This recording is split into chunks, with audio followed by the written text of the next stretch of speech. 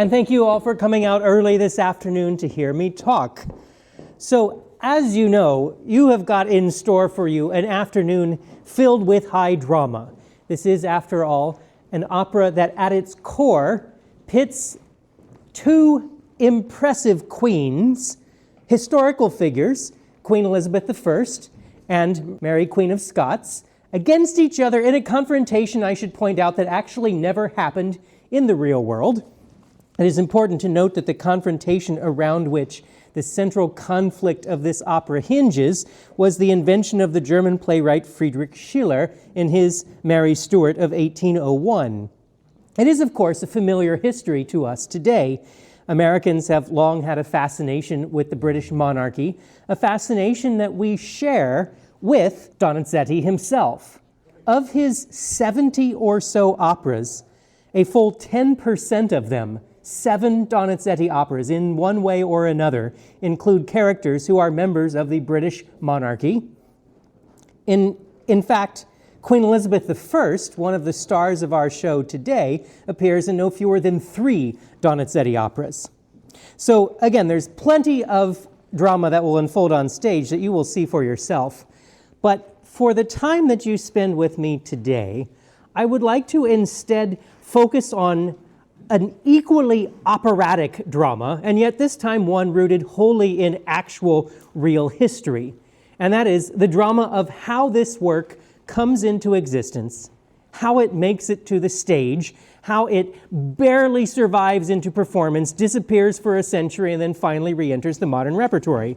I should point out as well that this is the first ever lecture I have given for Opera Baltimore that requires this content advisory.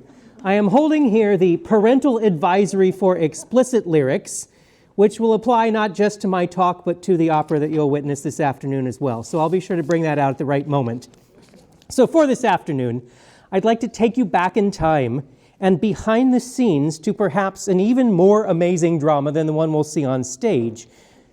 This story of how Donizetti fought to bring Maria Stuart into existence involves both capitulation to and resistance against government censorship. It involves backstage violence amongst the cast members, the machinations of a manipulative diva, and, as you've seen, the content advisory for explicit lyrics. Frankly, it almost seems too bizarre to be true, and yet ultimately this is the backstory to what has become one of Donizetti's most impactful and frequently performed works today. So, you would all better buckle up. Here we go. We'll start this story in April 1834. Donizetti is largely based in the city of Naples. This is not his hometown, but it is where he spends the majority of his adult professional life. He has regularly been writing operas for the Teatro San Carlo in Naples, and thus he is under contract once again to produce a new work for that theater. He had been collaborating on numerous occasions with a librettist named Felice Romani. Romani, however, had, over the course of recent years, become completely fed up with the business of the opera world and had decided and vowed never more to write any more opera libretti, despite the fact that he is one of the most successful living Italian librettists at the time. Donizetti is expecting that this next opera, planned for the 1834 season, would be a collaboration with Felice Romani. Donizetti writes him letters saying, "Hey, I'm under contract. What do you got an idea for a new libretto? Please write my new libretto." And Romani simply does not reply to any of his letters at all. So he completely ghosts Donizetti in modern parlance. This sticks Donizetti into a tough corner. He's under contract to write an opera. He has no librettist with which to collaborate. And so in searching for someone who might be able to do the job, he turns to a young man named Giuseppe Bardari. Bardari at the time is just 17 years old. He is currently studying in Naples to become a lawyer. He imagines himself, though, to be something of an aspiring poet, and so I'm sure being approached by such an illustrious opera composer as Donizetti, Bardari is thrilled at the chance, and he dives in wholeheartedly. Within the span of approximately a month or so, authors the libretto to Mary Stuart, Maria Stuarda in Italian. On the 19th of July, 1834, this libretto is complete. As is normal practice for Italian opera at this time, the first thing that needs to happen once a libretto is written is a copy needs to be sent to the local censor, who will approve the plot, the story, and in particular, the words sung from the stage. They do send this copy, as they are supposed to, but they get no reply. This seems to be the pattern for Maria Stuarda. No reply at all, but Donizetti thinks, they know him, they trust his work, so he just proceeds with his composing. And by late August, the score is complete. So if you're keeping track on the time, that means that Bardari spent about a month to write the libretto, and Donizetti spent about 5 weeks to compose this opera. So the work is complete, and it is immediately put into rehearsal. Casting of our two principal singers is, of course, one of the chief goals of anybody producing this opera, as much as it is today as it was then. And in the role of Maria Stuarda, they cast a singer named Giuseppina Ronzi, and her counterpart and rival on the stage, Queen Elizabeth I, Elisabetta, is played by a singer named Anna del Sere. These two singers were colleagues and collaborators, certainly, but also rivals, competitors, and apparently over the course of this particular opera production, they grew to have a profound dislike of one another. Now, given that the opera centers around the confrontation between these two women, it seems entirely appropriate that they might dislike each other, but they seem to have taken things a bit too far. Famously, in rehearsal, while the two queens are rehearsing the scene of their confrontation, that in Donizetti's original conception occurs at the end of Act 2. In our production, we bring Acts 1 and Act 2 together into one act, so it's the end of our Act 1. But that's the scene we're talking about. In this confrontation, we find, again, Maria Stuarda approaching Elisabetta, Queen Elizabeth I. She approaches her initially in an attitude of humble supplication, begging the Queen for mercy. Queen Elizabeth, on the other hand, refuses to show any mercy towards her cousin and instead promptly throws all of the charges and accusations that Maria Stuarda has accumulated at her. Maria becomes enraged to be accused thusly and utters these lyrics. Parental advisory, explicit lyrics. Maria Stuarda utters these lyrics in the face of Queen Elizabeth. So again, this is Maria to Elisabetta, or in real world, Ronzi to del Sere. I'll use a more modernized prose translation. Illegitimate daughter of Anne Boleyn, you dare speak of dishonor? Obscene and unworthy whore, I blush for you. Just your foot is enough to desecrate the English throne, you vile bastard. These are the lines. You'll hear them shortly. In rehearsal, del Sere somehow lost sight of the fact that these are the real lines from the real libretto and that they are in character, and instead perceived that Ronzi was personally attacking her. So del Sere rounds on Ronzi. She pulls her hair, she lands some blows with her fist. Some accounts say that she even bit the other singer. Ronzi gets knocked over. She regains her balance, and one thing you should know about Giuseppina Ronzi is that she was quite a large and fairly overweight individual. In her retaliation, the overweight Ronzi squishes del Sere on the ground, causing her to faint. Thus, the rehearsal ends, and del Sere had to be carried home. I'm told, by the way, that our singers in this production get along just fine. So apparently this did not happen to us. So again, this is in rehearsal in September of 1834. Apparently, the tensions over this confrontation between the two starring and rival diva singers boiled over once more, because here's Donizetti writing a letter to a friend. The letter is dated the 7th of October, 1834. Writing to his friend, Donizetti recounts this. You know already about the fight between the women, but I do not know if you have heard that Ronzi maligned me. But leaving me out of earshot, she said, quote, Donizetti protects that whore of a Del Sere. And to her surprise, I answered, And to her surprise, I answered, I do not protect any of you, but those two queens were whores, and you two are whores too. Now admit you are ashamed or hold your tongue. She did not say any more, and the rehearsal continued. She sang, and the matter went no further. So, rehearsal trouble's over. The work is ready to go. A public dress rehearsal occurs. A substantial audience turns out for the public dress rehearsal. The audience is quite taken with the work. It seems like it is going to be a success. But before the work can open for the public for real, the King of Naples steps in and orders that the opera be banned.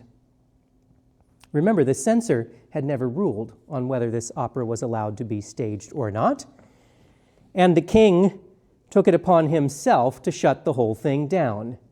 It doesn't seem like the backstage drama and the animosity between these two singers had anything to do with it, and frankly, the vulgar language was only a mild part of what probably resulted in the king's banning of this opera. There are several things that we should know. We should know, first of all, that the Queen of Naples was a 12th generation descendant of Mary Stuart, and so perhaps seeing her forebearer enacted on stage leading up to her execution was problematic. It is also true that in the context of Catholic Italy, the witnessing of a drama that enacts the martyrdom of a Catholic monarch who was revered as a martyr in that context at the hands of a Protestant queen was perhaps problematic. We, of course, don't know for certain what the king decided and why the king decided this. He is, after all, an absolute monarch and can do whatever he wants and doesn't have to explain himself to anything. What we do know is that, in general, the censors in Naples at the time were taking a stance against tragic endings and violent subjects because they perceived them to be bad for public morale. So we'll put a second content advisory up for that one, I guess. The censors believed that happy endings were better able to edify and pacify the populace. So all of those reasons, Maria Stuart does not seem to be the plot to enact. Now, one thing that isn't true about the cancellation, but a myth that is frequently repeated in the sources about this opera. The myth recounts that the queen herself attended a rehearsal and fainted at the moment when Maria is led off to be beheaded.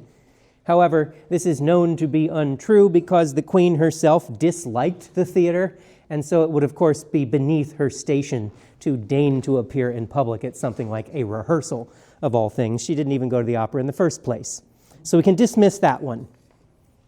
Anyhow, now we find ourselves in October of 1834 with an opera written with a contract signed, and the king saying, though, you can't perform that opera. So what are we to do? Donizetti and his collaborators come up with an absurd yet functional solution to this problem. They decide to keep the music that Donizetti has written, but they will completely throw out the story, completely throw out the text, and instead write something entirely new to be sung to this music. So they develop a new plot centered around the feud between the clans of the Guelphs and the Ghibellines set in medieval Florence. They get an entirely new libretto from somebody named Pietro Salatino. The opera gets a new title because, of course, Maria Stuart, the title character, is no longer in this opera.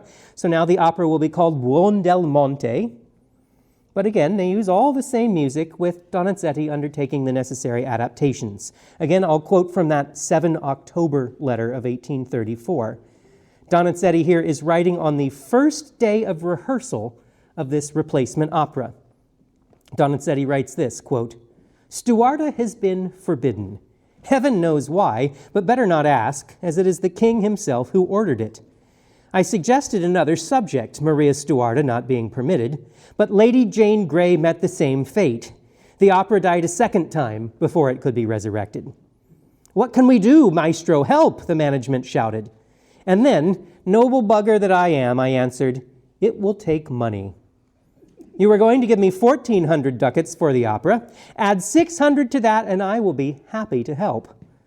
So there's a good streak of sort of theatrical mercenary approach here. Donizetti continues, that was settled in a few words. Thus Buondelmonte came to light, and Maestro Donizetti tears up part of his work and then revises and re-revises. Today, the first rehearsal of this concoction was held. If I get out of this safe and sound, never again will I meddle like this. So that's Donizetti, writing on October 7. 11 days later, 18 of October, Buondelmonte receives its premiere. Notably, still with Ronzi and Del Serre in the lead female roles of this opera, so they apparently got over their fight. And it is worth noting, I feel like I may have maligned the character of these singers by recounting their most embarrassing moment to you, but it's important, I think, to keep in mind just the level of professionalism exhibited by the cast that Donizetti had assembled for this opera in Naples. They had already spent several months of the summer learning a brand new, never-before staged opera, only to have it completely replaced with all new text.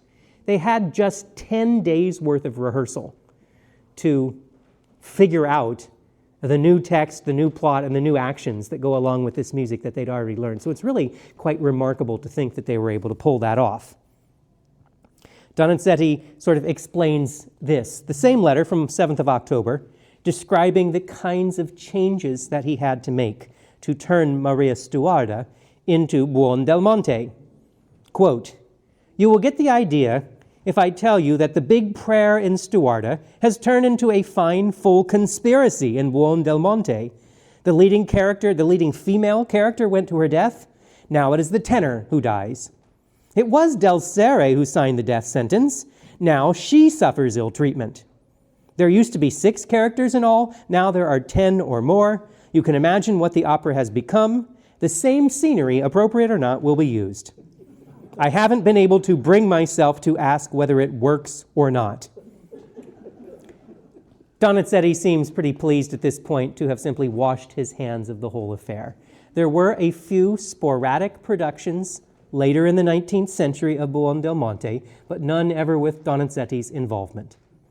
This is, of course, not the first time in Donizetti's career that a work had been stymied by the censors, that a work might have been pulled from performance for reasons outside the control of the creators.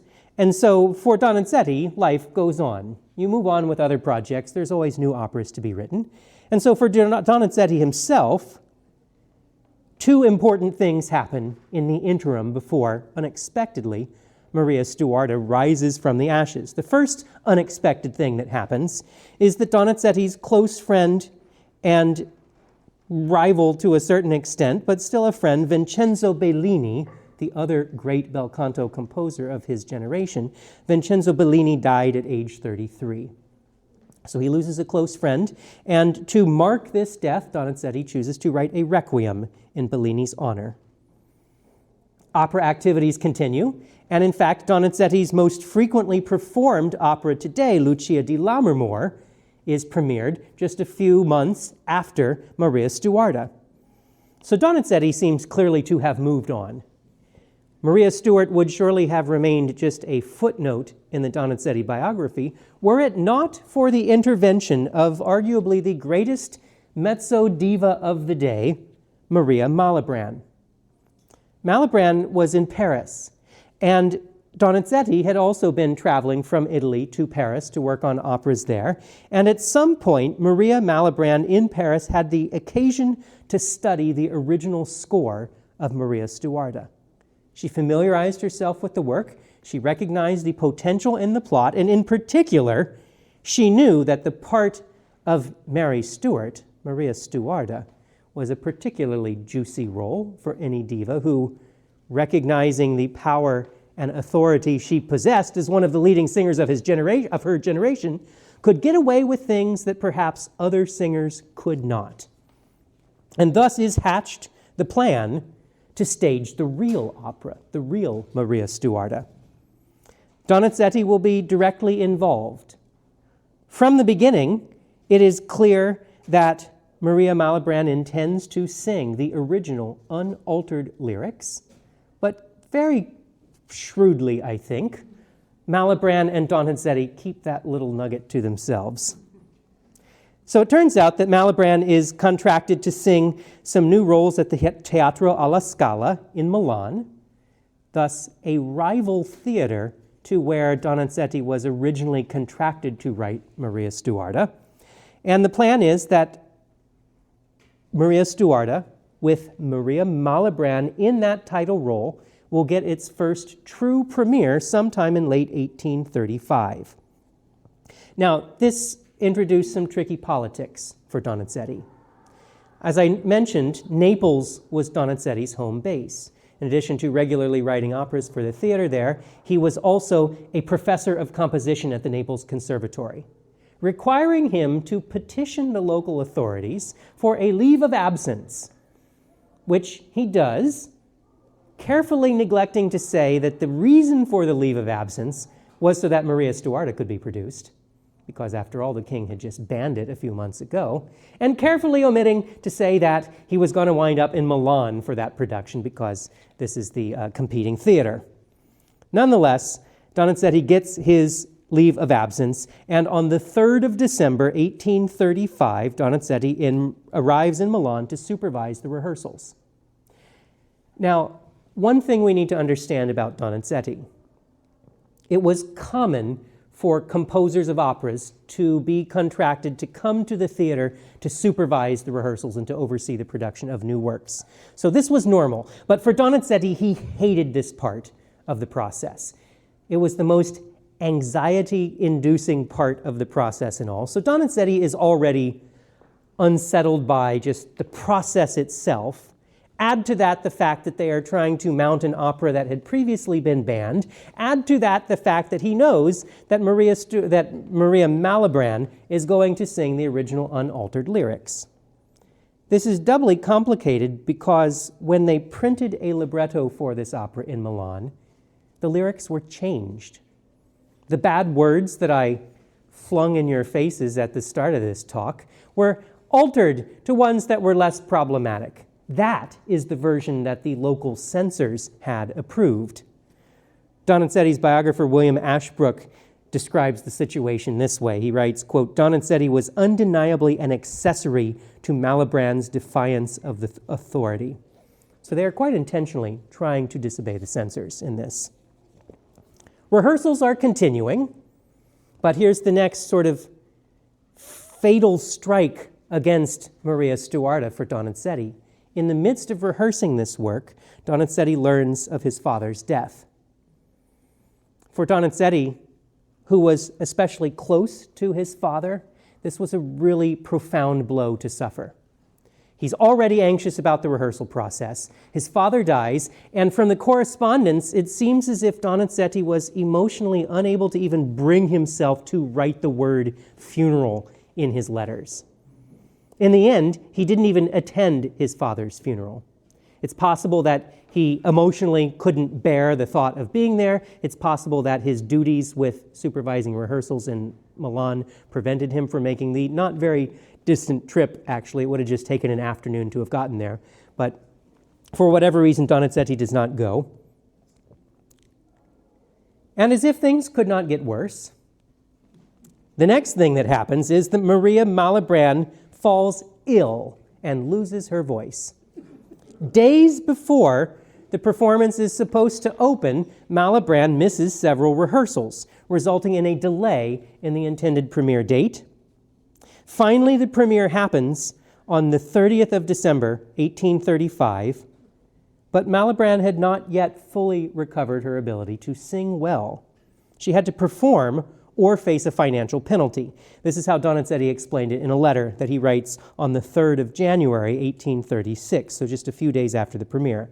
Donizetti writes this, quote, "The opening night of Stuarda would have made you suffer from start to finish. Madama Malibran would have lost 3,000 francs had she not sung that evening. Therefore, though without voice, the diva wrote to the governor that she personally guaranteed her fitness to appear." Clearly, Maria Malibran has no trouble lying when it suits her. Donizetti continues, quote, the public outcry,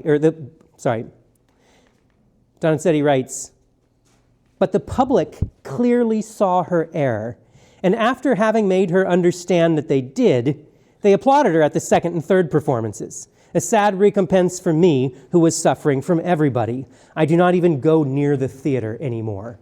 So after all this trouble, getting the work finally to the stage as he intended, despite bucking the censors, despite skipping out on his father's funeral, the first opening night is ruined by Maria being in bad voice, where the audience boos her. But things seem like they may be picking up. The second and third performances are a success. I should point out, by the way, that Donizetti conducted those first three performances himself. But now his contractual duties are over. And on the following night's performance, January 3rd, something has changed. Not only is Donizetti now not conducting, but on the night of January 3rd, without any explanation in the newspaper of the city of Milan, we learn that Maria Stuarda would only have its first act performed, and that the performance would be rounded out by acts 2 and 3 from Rossini's opera Otello. Now, why just one act of Maria Stuarda? Well, in the original construction of the score, that is the stuff in which only Queen Elizabeth appears on stage before the arrival of Maria Stuarda on stage.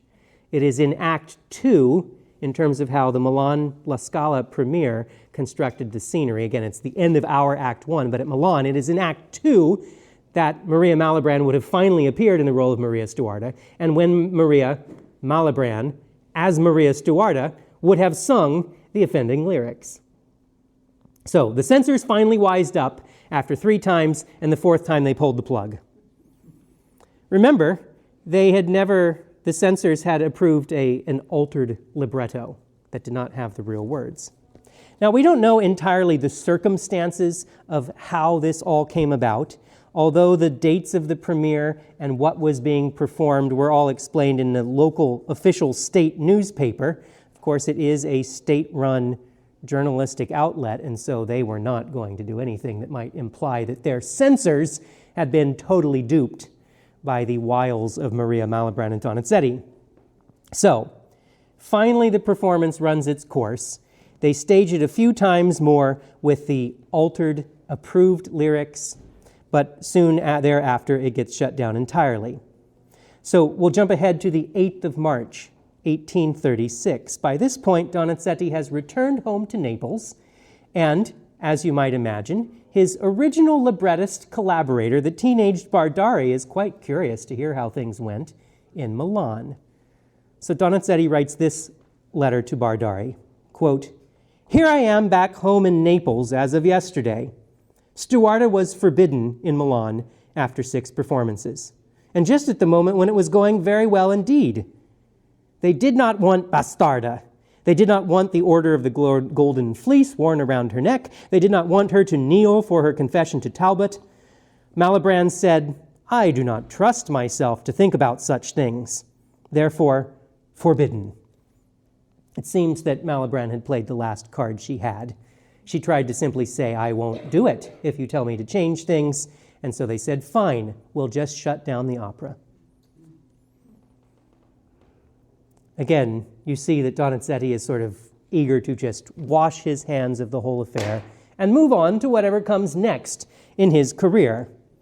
Again, for Donizetti, Maria Stuarda was just one of many such works where their potential was limited by circumstances outside the composer's control. Again, that is characteristic of Italian opera in the early 19th century, so there's no surprise there. For Donizetti himself, the difficult circumstances that were so much a characteristic of his personal life during the creation of Maria Stuarda continues to be representative of the remainder of his all too short and very personally challenging life. For instance, Donizetti was happily married, but 2 of his children were stillborn, and a third only survived 2 weeks. His wife herself died in 1837, shortly before her 30th birthday. So Donizetti lives an incredibly upsetting and tragic life. Despite all of these personal tragedies, though, by 1845, he has risen through the operatic world to become the most frequently performed Italian composer of opera all throughout Europe. He's at the top of his game, at the top of the operatic world, but 1845 also marks the end of his compositional career. He had been suffering throughout much of his adult life with syphilis, and by 1845 he was diagnosed with tertiary syphilis. That's the kind where you begin to lose control of your physical and mental faculties entirely. He ends his life institutionalized, paralyzed, and unable to speak, finally dying in 1848. So that brings a punctuation to our story about Donizetti. As I said, this real story is as operatic as anything that you will see on the stage today. So let's wrap up the rest of the story then for Maria Stuarda. After its true premiere in Milan at La Scala, Maria Stuarda made the usual round of performances at regional Italian theaters, and over the next subsequent decades, though, it sort of dropped off from frequency of performance, staged sporadically up until 1866, at which point it completely disappears from the performance repertory, not given a modern revival until 1958. So there's nearly an entire century of opera history in which Maria Stuarda is a non-entity, which is all the remarkable then for us today, because in this work we find Donizetti experimenting with the standard forms of bel canto opera. Through these experiments, he achieves an uncommon level of dramatic conviction in his treatment of the rivalry between these two queens. And in total, the work then is ended up with a grand final scene capped with ample choral participation as Maria prepares for her execution. It is a profound and moving work of musical theater. And so I hope that as you enjoy the performance you're about to see today, you will spare a thought for Donizetti and the challenges that he went through to bring this work to existence. I hope you enjoy the show. Thank you very much.